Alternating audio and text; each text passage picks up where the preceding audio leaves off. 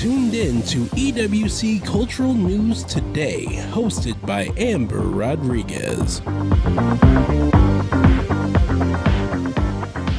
Hello, I'm Amber Rodriguez. I'm here with Mr. Ernie Chambers. We have a few questions from some viewers that we'd like for you to address through our email EWC Facts. So I would like to start out that our viewer said, I'd like to first start by saying that I love the Ernie Chambers Show and am grateful to have discovered it. I don't really have any suggestions, but I do have a few questions. The first question is, if you had managed to win your bid for the United States Senate in 1988, what would have been your top legislative priority?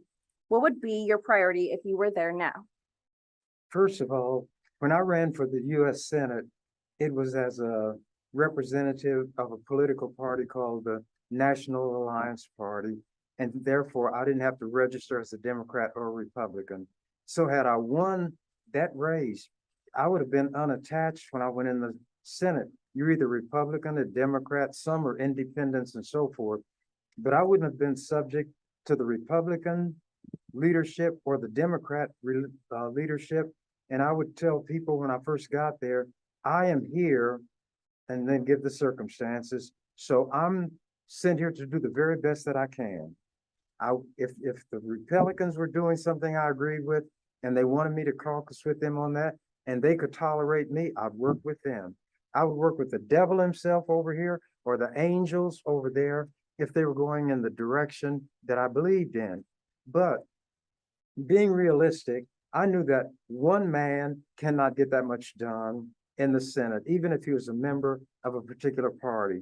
So the first thing I would have done is to learn, like Kenny Rogers said, if you want to play the game, boy, you got to know when to hold them, you got to know when to fold them, and you got to learn the rules. So I would have read the rules that dealt with offering legislation to see what one individual could do unattached to either party, the rules governing the offering of amendments to bills that are being presented, and all of the things that would govern how the Senate operated. But everybody there would know that I'm my own person in terms of saying and doing what I believe. And I reckon success, not in terms of how many amendments I get adopted, how many bad amendments or bills I can defeat, but how close I come to doing what it is that I believe in the situation where I am and doing the best that I can.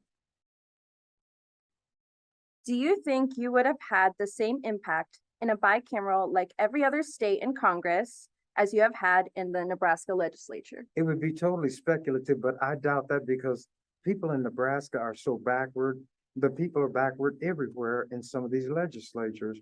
But when you have two houses, one house can't do anything by itself. So let's say that I'm in the House of Representatives and I could tie them in knots. That wouldn't determine what was going to happen in the Senate. So if I was in the Senate, it would be the same thing. I would have to alter the tactics that I would use based on the rules governing that kind of organization. So I would spend time in the rule book, learn what I'm allowed to do, what I'm not allowed to do, and I'd work within those rules. I would spend a lot of time discussing the issues that I believe in. I would find out how you are recognized in order to speak, how many times you can speak on a given issue, if you can offer amendments while the debate is going on, all of those things. Now I can summarize that by saying, I believe in finding out and learning the rules that govern the game that I'm going to get into. I don't write the rules, so my job, if they're my opponents, is to learn the rules so I can beat them at their own game, or at least slow them down and let them do as little harm to the public and ordinary people as possible. But as far as going in there with the grandiose notion that I can do in a two-house legislature, what I can do among bumbling stumblers in Nebraska would be preposterous. I would have to work within the confines of where I find myself.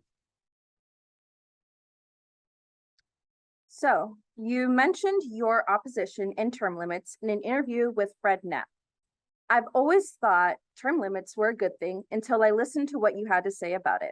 Could you go in more in depth about your position? The public let me use the term voters. You have different districts, like legislative districts, districts for the city council, the county board, and so forth. But the ones in whatever district or entity it is who votes are called your constituents. There are people who believe that you will help them achieve through the political process what can be achieved to benefit them where they are. My primary responsibility would be to the people who sent me to the legislature. I would be their representative, but I always told people, I'm not an echo. I am here to study and master this process, and I will not go there to reflect or echo ignorance. My job is to understand what's going on, so I'm going to do it my way. That's the only way I can do it. And if you like it, you'll send me back. If you don't, you get somebody else. And because people are fickle, if I've done the very best that I can, but I've alienated enough people so somebody else would win the office, I'm not upset with the public who didn't vote for me. I'm not offended toward the one who won, because that's the nature of the political process. And if you let any of these things get inside of you and take you over, you'll be a nervous wreck. So now let me try to wrap it in a nice little bundle and tie it up.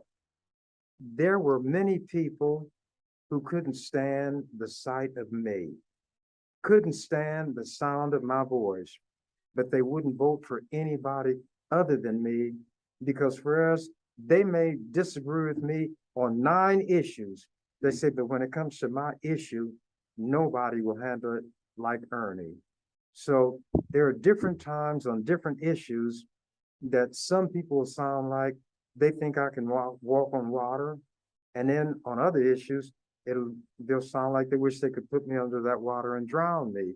So I always made it clear, I'm going to do what I believe is right. You're going to agree sometimes, other times you won't.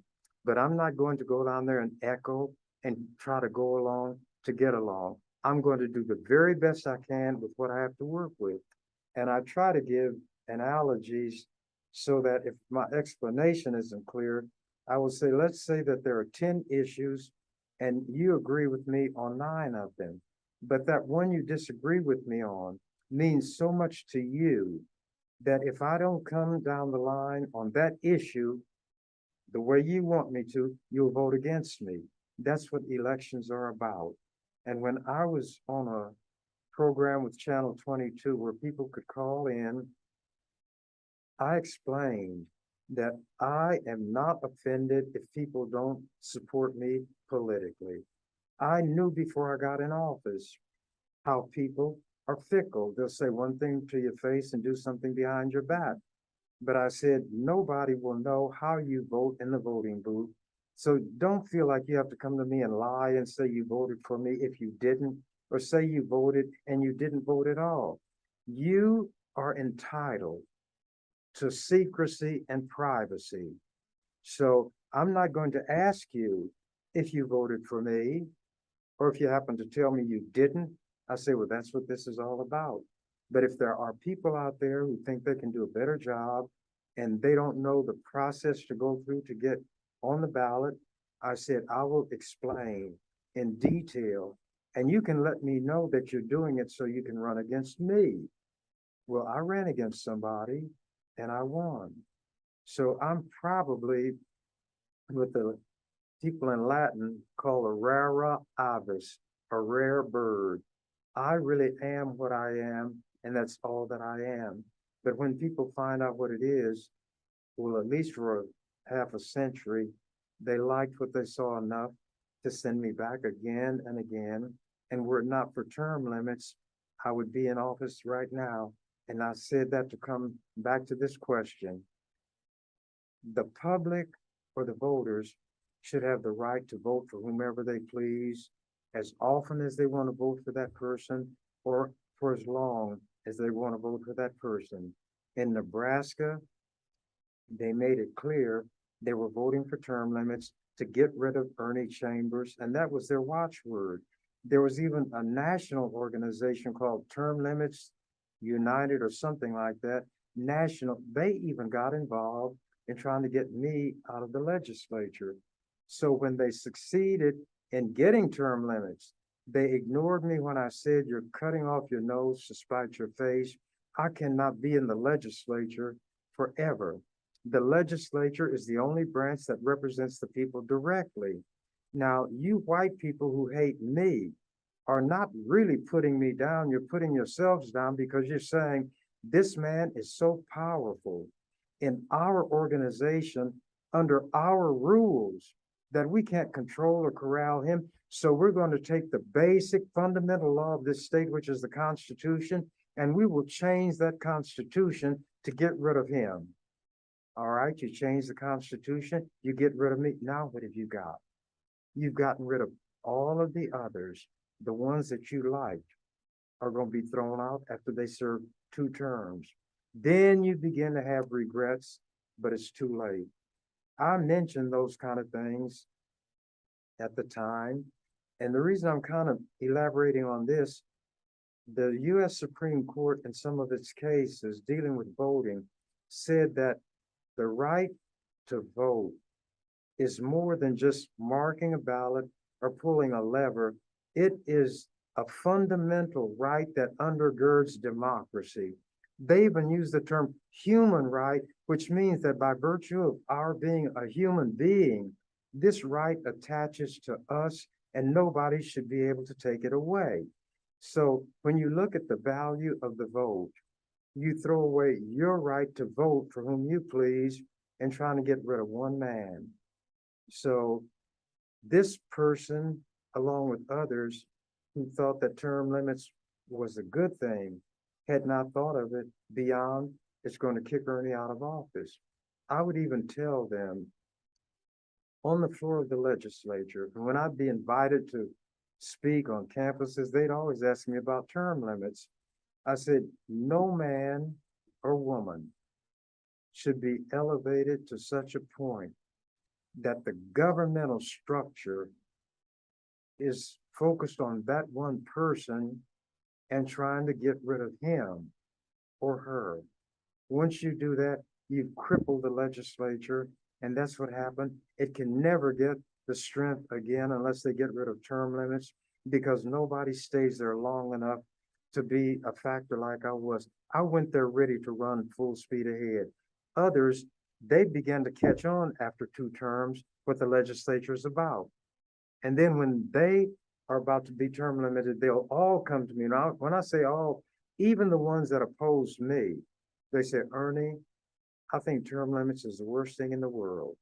And that's now because it's going to cut them out. So white people are so arrogant, they're so privileged, they're so spoiled, they don't have to consider consequences. They can look at what's in front of them right this minute, 3 inches in front of their nose, or close their eyes and see no further than the inside of their eyelids and live their life on the basis of that. And it makes no difference, because if they're fools and jackasses, white people's interests will parallel. If somebody over here is not taking care of what's needed, the white people over here will. They intersect, their rights and interests do. So if these are not doing it, there are others who do it. They overlap. So there never is a situation where white people have to rely on one person.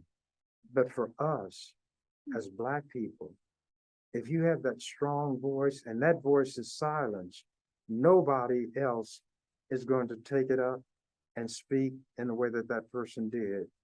And when I've gone into that kind of detail, and I'm doing it now because I think it's such an important matter, people begin to think a little bit beyond their negative attitude toward me. But there were some people who were strongly in favor of me. They would almost break into tears when they began to talk.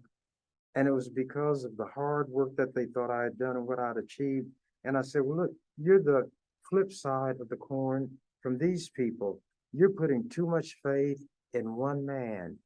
Suppose term limits didn't get me, but I stepped off the curb and got run over by a car. If I am the be all and end all for you, when I cease to be, You cease to be.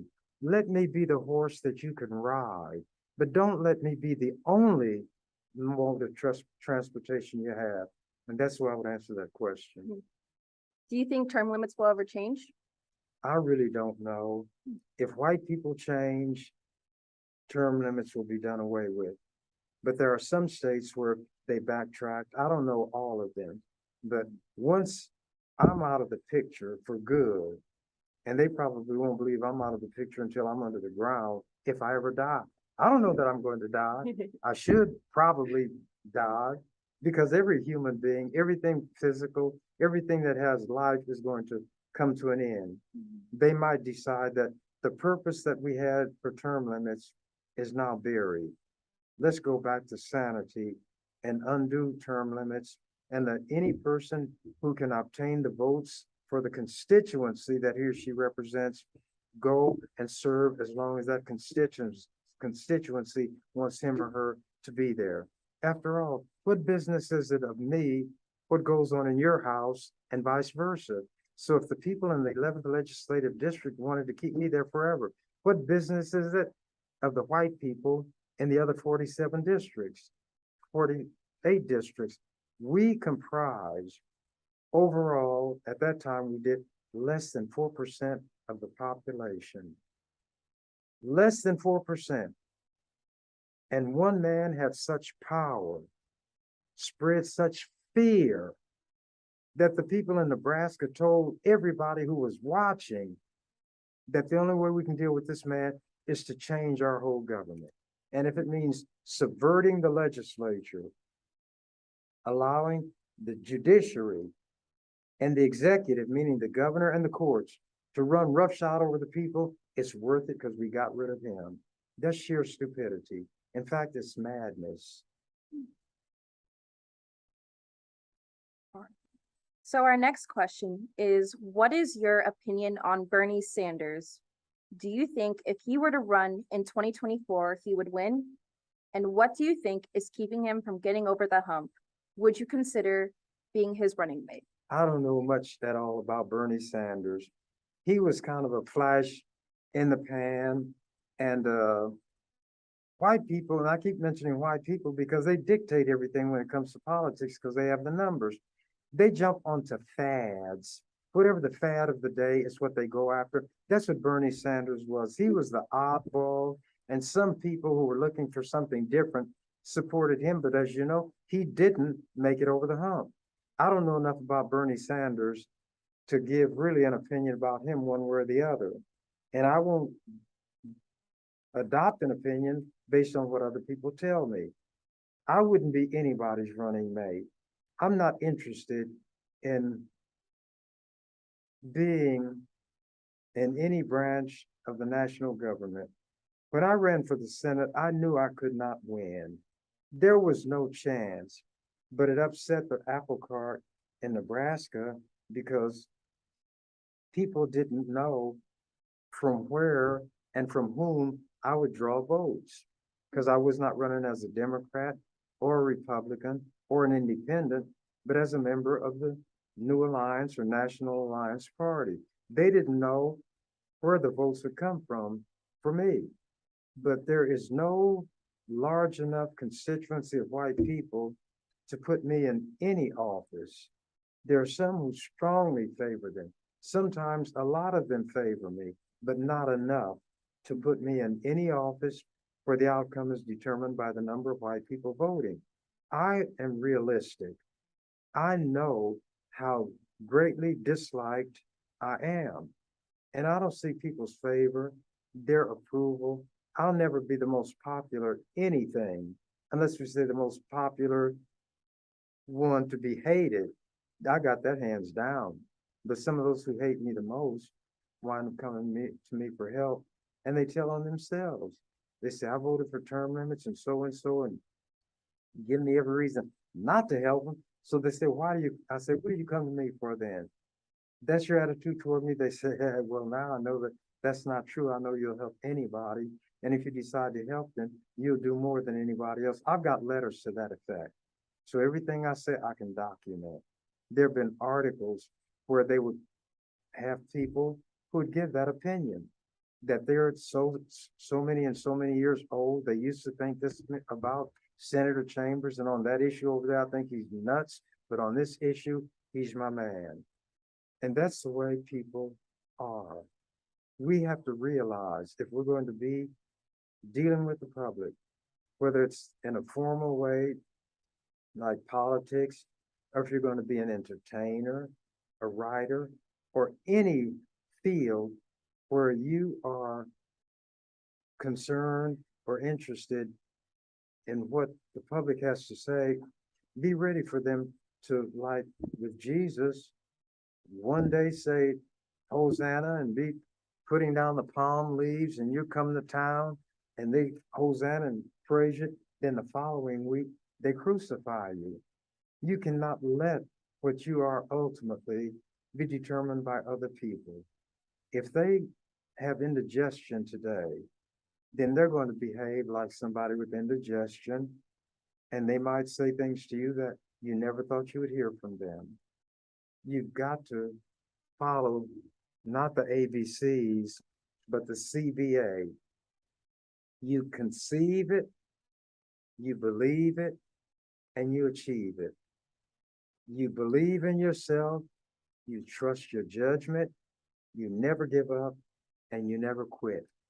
And as Whitney Houston sang, and unfortunately, not just for her, but people who loved her music like I did, learning to love yourself is the greatest love of all. And she did not love herself enough to get away from that fool who got her on drugs and ultimately helped cut her life short. But that didn't mean what she sang was untrue. Learning to love yourself is the greatest love of all. Believe in yourself and know yourself, and don't let anybody take that away from you. And people will value you as you value yourself. Our next question is, how have you remained consistent over the years, especially when in a position of power? And by consistent, I mean the way you talk about race, as you always have. Why do you think this is not more common among Black leaders? I can't speak for other people. I have my ideas. Some of them get bought out, some of them get scared out. But for me, I'm me. I'm just Ernie. So I'm going to say, as an older Ernie, what I said when I was a younger Ernie, because the circumstances haven't changed that much. If Pharaoh remains the same, Moses has to fight him the same. So as long as we confront the kind of issues that we do, I'm going to confront in my way, from my position, and the way that I do it. And I see no need to change. Now, I hope I get smarter. I hope I get cagier. But as far as my basic driving principle, that hasn't changed because the battle hasn't changed. And our last question is, finally, what do you think the deal is with someone like Clarence Thomas? Or I guess, what conditions need to be met for someone like him to exist?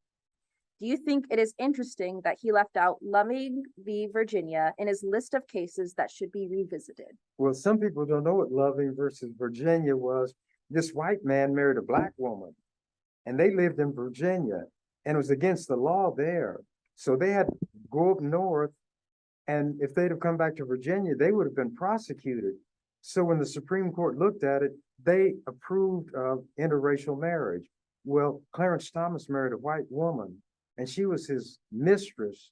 And then in the sense, not that she was giving him illicit sex, but she owned him like a slave woman. I mean, a white woman owned slaves. She was a mistress in the same way that a white man was a master. This woman put a ring in Clarence Thomas's nose and dragged him around. Her family said it's all right for her to go with him because he's a clean colored man. They said demeaning, derogatory things about him, but he was so color struck that he went for this woman who was relatively empty-headed. And the only reason she has any status now is because she's married to that fool. I was opposed to Clarence Thomas when he was being considered for the Supreme Court. And Jim Exon was the senator from Nebraska. And I contacted him. Every state gets 2 senators, but he's the one I could talk to and explain why he should not vote for Clarence Thomas's confirmation. He voted for Clarence Thomas. And he came to me later and he said that's the worst vote he ever gave. And his wife had talked to him in the same way that I did and said, don't vote for him. So Clarence Thomas, because people saw him as supposedly a replacement for Thurgood Marshall, you could put a black person on the Supreme Court, but he wasn't what Thurgood Marshall was. So there were 8 justices on the Supreme Court, and Clarence Thomas was the 9th one, the 5th vote, if it was going to be broken down 5 against 4, whichever white group was the strongest one in moving him. We don't need a Clarence Thomas now. We didn't need him then. And the sooner he's off the scene by whatever means necessary, I'm in favor of that.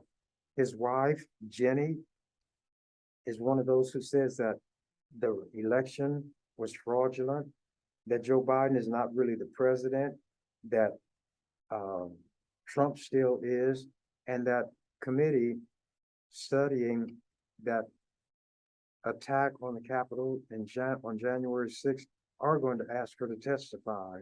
And they said if she doesn't do it voluntarily, they're thinking about subpoenaing her because she is the wife of this attorney, this Supreme Court justice. She has obviously influenced him.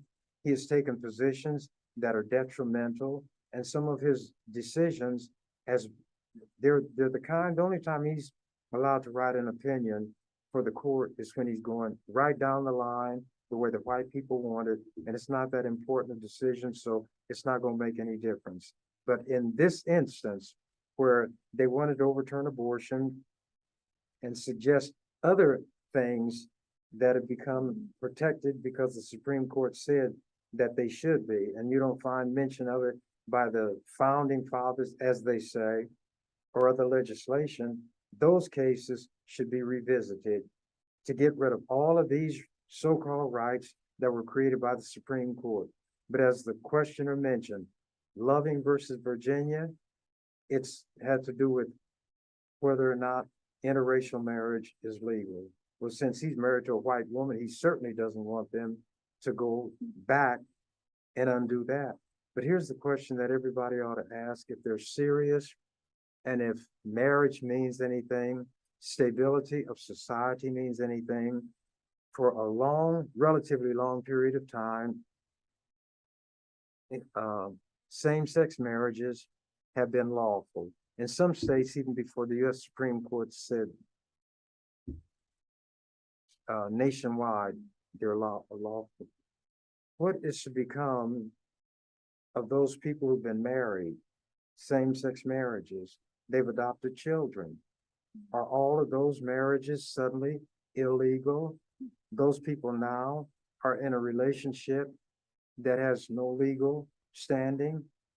If they had made out wills or taken other legal steps, are all of those steps that require married people to take it suddenly rendered null and void?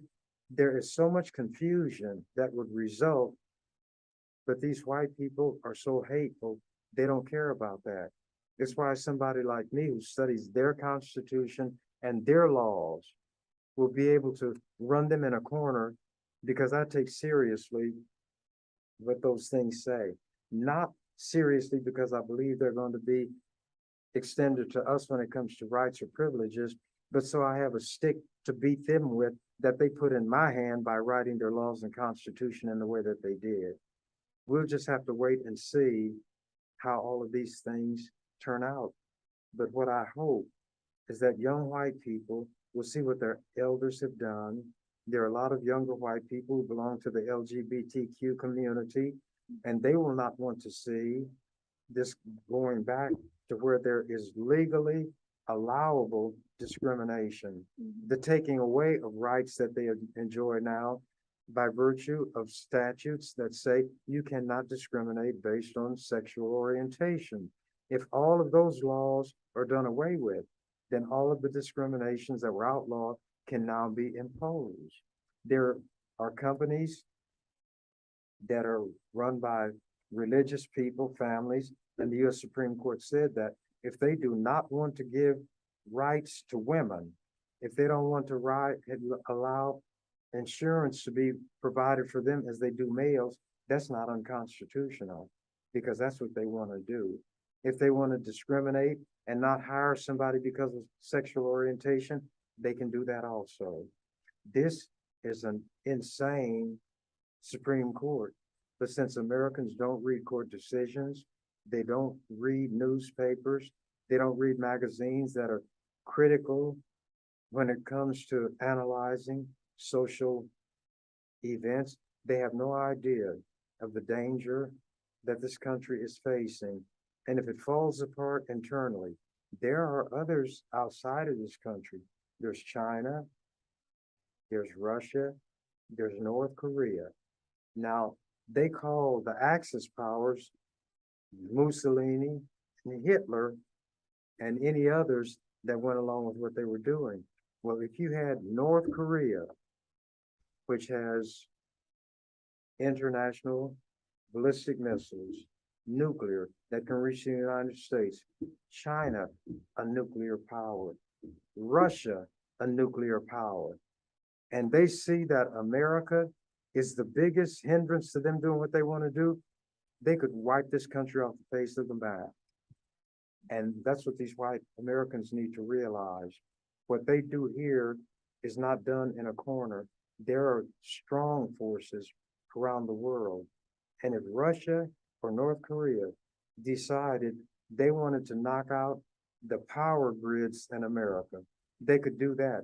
You'd have no air conditioning. You'd have no internet, none of those things. If they wanted to knock out the finance centers around Wall Street with tentacles going all over the world, where would America be? Where would the people be who have money in banks? No records of it. They can't get it. And if they got it, it's not worth anything. Americans have no idea how perilous these times are. They're so interested in being against same-sex marriage, being against a woman choosing to have an abortion, Black people having freedom, that they are weakening this country. And there are predatory countries. They're viewed as predators by the Americans who are just crouched and waiting to spring. And I just mentioned China, Russia, and North Korea, but there are others in this hemisphere who don't like what America has done. And America cannot stand against all of them. There are winds that would blow through this country that nobody could withstand. You saw how much panic took this country when those planes on September 11th, 9/11, they call it, crashed into two buildings in New York City. Suppose they had been hit by ballistic missiles fired from across the ocean. Then what? But that's for white people to think about.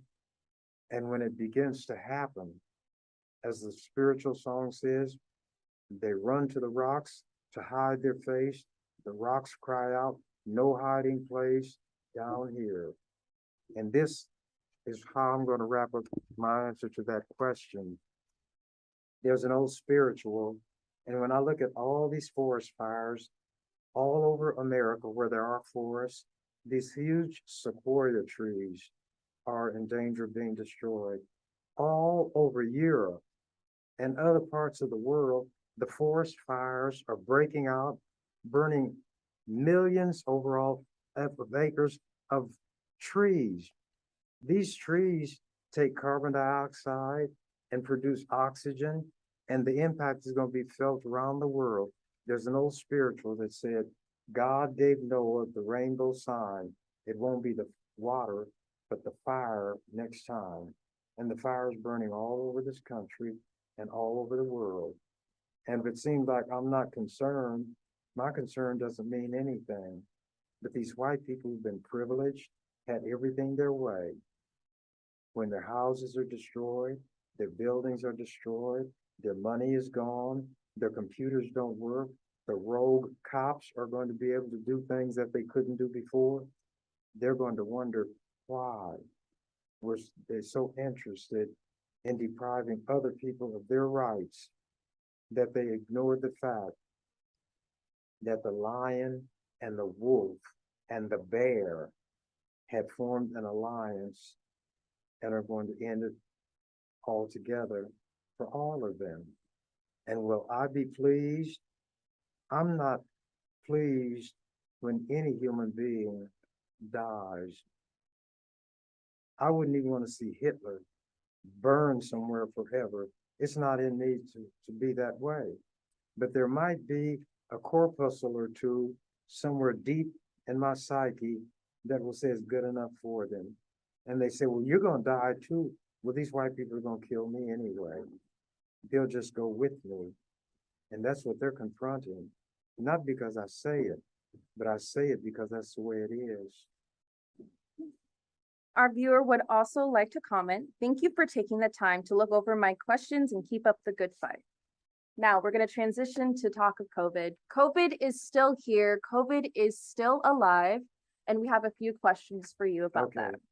So our first question is, from what you've seen in your local community, what is the best way to promote and increase vaccination rates? If I knew that, then I could probably win the lottery. But all we can do is talk about it. I try to be an example by getting all my I got vaccinated. I've got all my booster shots. I talk about whenever I can. I wear a mask whenever I go to the store, even though there's no mandate. Everything I can do to call attention to it. If I had the answer, I would give it. I don't know what more can be done than is being done now. The hospitalizations are going up. Death rates are rising. But if people will not believe that it's there, despite all this, I have to quote what Jesus said. If they will not believe the law and the prophets and Moses, they will not believe though one come back from the dead and tell them. I don't have the answer. I wish I did. Our next question is, if you could change anything about how the government initially handled COVID-19, what would it be? More of what the intelligent people talked about, but they got caught up in this stuff that Trump was talking about, the crazy stuff. It's like a flu, and in a few months it'll go away just like the flu. Then he was talking about disinfectants that you can use on surfaces, and you were told that if you sanitize and so forth, then that will help keep COVID down. So he started talking seriously about the possibility of injecting disinfectants in human beings. And the scientists and the medical people, they cringed, but those who were in government were under such a tight rein and a short leash, they could not ridicule what Trump said based on how ridiculous it was. So he would have these large gatherings and boast about not wearing a mask. So those nuts who followed him wouldn't wear a mask. A lot of them would get COVID. A lot would go into the hospitals. They'd wind up on ventilators. They didn't have enough ventilators and they would die. They were literally dying like flies. And there were others because they were what are called the anti-vax people. They don't believe in vaccinations of any kind. They don't believe that COVID is real. And I don't know what can be done to change their mind. If they know people, or they've even had family members who contracted COVID, and even if they didn't die, some of their limbs had to be amputated, and they won't believe. I don't know of anything that can be done. And COVID is a clever, clever foe. I use metaphors and analogies, and that just means I will attribute to what we consider to be a non-thinking critter like COVID virus. I will equate that virus with a person, one of these shape shifters. COVID, the head of the COVID family has been watching, and some of them who came down with COVID recovered and developed antibodies. But that didn't mean they wouldn't come down again, but they might not have it as severe in terms of the symptoms. There are antibodies that can be generated in your body through the vaccines. So head COVID is watching, And being a shapeshifter, he's going to learn how to dodge the antibodies and go between and around, and he'll teach that to the other little COVIDites, and they will be mutating, is what it's called, meaning they can adapt to what the antibodies do and be able to survive and render those antibodies ineffective. So what people ought to do is try to keep track of the variations. The one that the president got was called BA.5. It's a variant of COVID. And as variants take place, in other words, as the shape shifts, there becomes on the part of COVID an ability to dodge the impact of certain antibodies. Then there are scientists and medical people trying to keep track of what is going on and find a way to counteract it. All that the people who are concerned, as I am, can do is to follow the science and what the medical people say and take whatever precautions that they indicate are best. But that is not a guarantee that you will survive. But I have no guarantee that I'll survive until tomorrow. But when I get out of here and get in my car, I will stop when the light is red against me. If it looks like somebody's going to go through the red light for them, I'm not going to say, well, I've got the green light, so I'm going to go. A slogan used to be, when it came to driving, it doesn't matter who's right, just make sure you'll be left. So although I'm taking every precaution that I can, there's no guarantee that I won't get COVID and come down with a version of it that will take me out of here. But I would have done everything I could against it.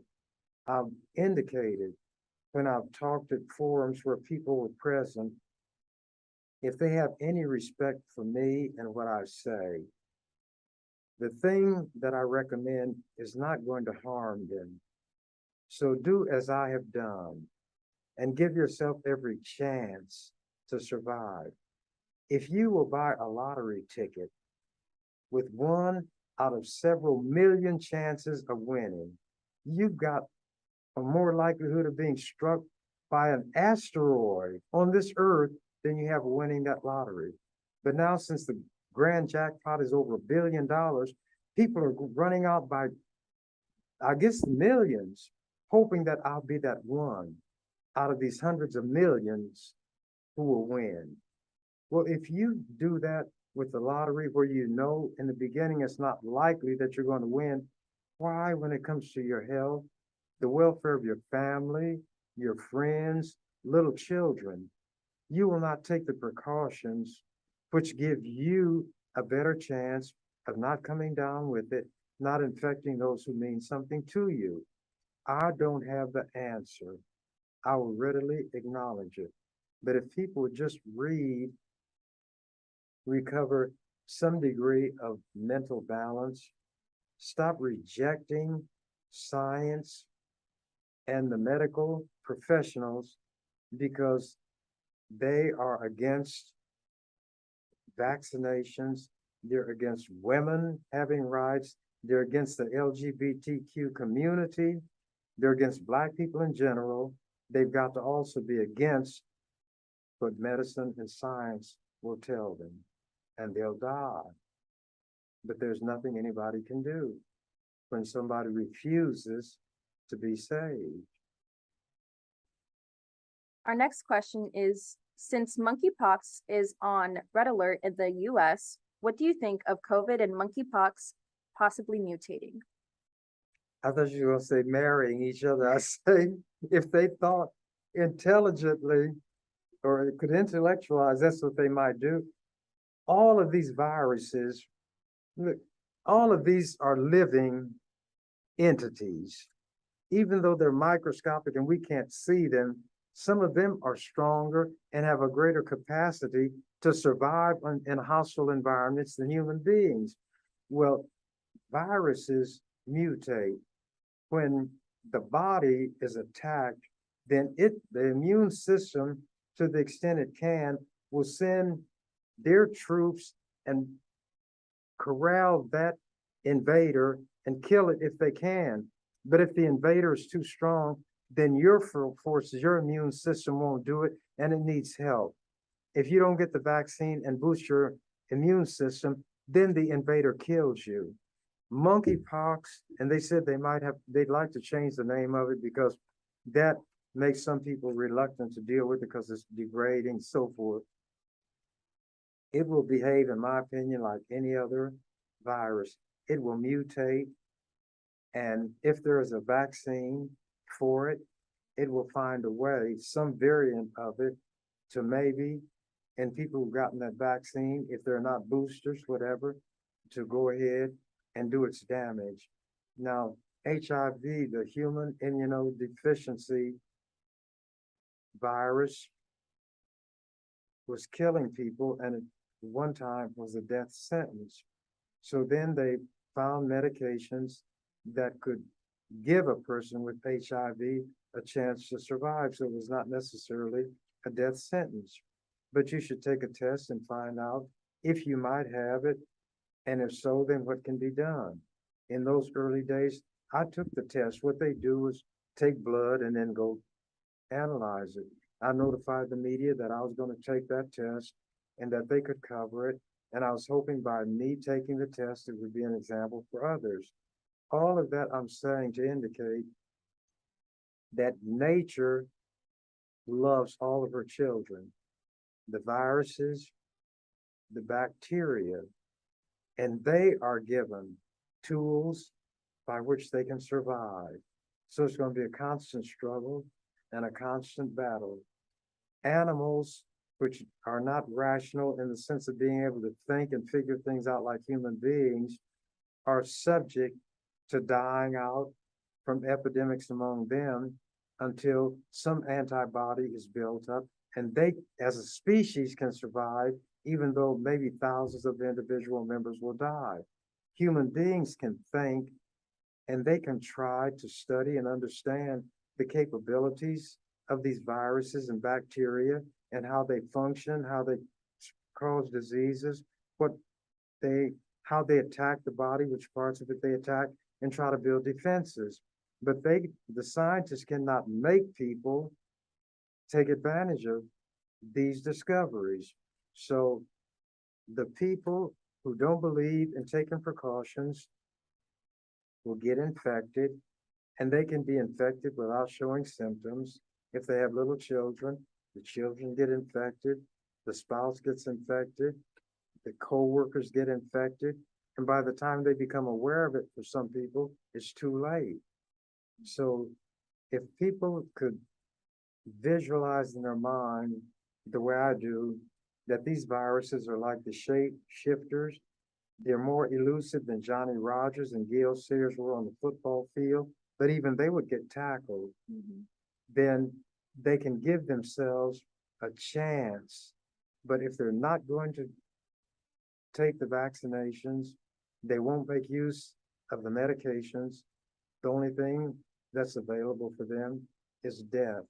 Sometimes it's lingering, sometimes it's painful, sometimes it's torturous, such as suffocating because you can't breathe, drowning in your own body fluids.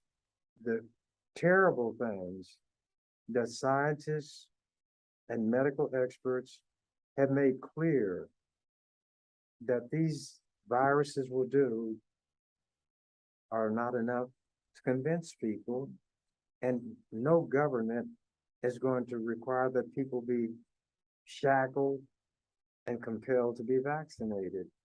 I don't have an answer. I just hope that the people, even my enemies, will think about the concept of self-preservation and not let it apply just to one's individual self, but all human beings, friends, enemies, and as I say, neutrals, because whichever category we fall into, we really do have more things in common than divide us. But because people, for example, dislike me so intensely, I can present the most logical argument for something and it'll be rejected because I'm the one who offered it. if they could be intelligent enough to separate the wheat from the chaff, and if I say something that makes sense, accept it even from me. But if they hate me so much that anything that pertains to me will be rejected, then that's how I defeat my enemy. I say yes, they say no. And if they followed my yes, they would survive. If they don't, they die. But I don't take pleasure in the death of anybody. Even that young guy who killed all those people in the schools, they have a channel on television called Court TV where the testimony is going forth, and they have the medical examiner describing autopsy results, the wounds where the muzzle of the weapon was against the flesh. They have some where there are defensive injuries, which means the people have put their arms up, their hands up to try to shield themselves. And the family members, you can see them in the courtroom wiping their eyes because I guess they visualize this small child seeing what happened to others and trying to protect himself or herself. And the guy comes over and puts the gun against them and will blow them away. It's a terrible thing when a species will kill members of its own kind, and human beings are the ones who will do that. Now, you mentioned earlier about the monkeypox name. Is it fact or fiction that it will change the name for it? I don't know, they're discussing it because they said the name itself is such that can make it difficult to have people acknowledge that they got it. So give it a different name. I don't know what they can call it, but they say that it's spreading most rapidly among homosexual men, and it's spread primarily by contact and sexual contact. So they said they don't want people to look at this the way they did HIV and brand an entire group as being like lepers and so forth. But as racist as people are in America, that's exactly what's going to happen. They're going to conclude that and rationalizing to protect themselves, that's a disease for these queers and these gays. I'm not gay, so I don't have to worry about it. And the monkeypox will say, that's a tree that I'm going to swing in. Our last question is, what are the best practices for parents and children entering school this upcoming August? Listen to what the experts say and follow that advice. And I don't mean by that these nuts who say you're against vaccinations and so forth, but there will be a lot of information presented by television and even through these websites, I guess you call them. I don't use the computer. And you will be able to get information that will equip you to the extent that the knowledge at that time will equip you to survive. Follow it. It's not going to hurt you to wear a mask. And as one of the comedians said, when Halloween comes, grown people will say, I don't want my child to have a mask. Even little babies wear a mask for Halloween, but they don't want them to wear a mask to save their own life. So I would say that I hope people will pay attention. And if there are people who decide that so many in the schools will not follow good practices because everybody's against mandates, and they decide to keep their children home and homeschool them, even though they're going to suffer intellectually, that's the price that has to pay in order for them to live.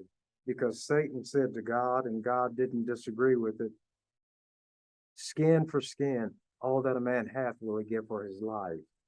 So a parent will readily change or exchange or trade the child's knowledge of math and science for the child living. They can at a later time learn what they didn't learn this year. But if they come down with the disease and they die, that's curtains. It's over. The chips have been cashed in. I don't have answers for these things. If I had the answer to something like racism, which is the bedrock of this country, everybody would be free. now? I don't have the answer to that. I don't really have the ultimate answer to anything for anybody else. And even what I take as an answer for me, there's no guarantee that it's going to keep me here. But so far, at 85 years old, and I can drop down and do 30 push-ups whenever I want to, and younger, stronger people can't do it. I use that to show them not that I'm better than you, but if you take care of yourself, when you're my age, you'll do even more than I am because you have an example that I didn't have. There were not 85-year-old people. There were not even too many of them around, but they'd be on crutches or canes or wheelchairs or sitting in the chair. And in the morning, they rock front to back. In the afternoon, they rock from side to side. And if you ask them what their name is, they'd be as likely to say George Washington as what their name is. And I'm not saying it to ridicule people, but anything in nature that's not used will become unuseful.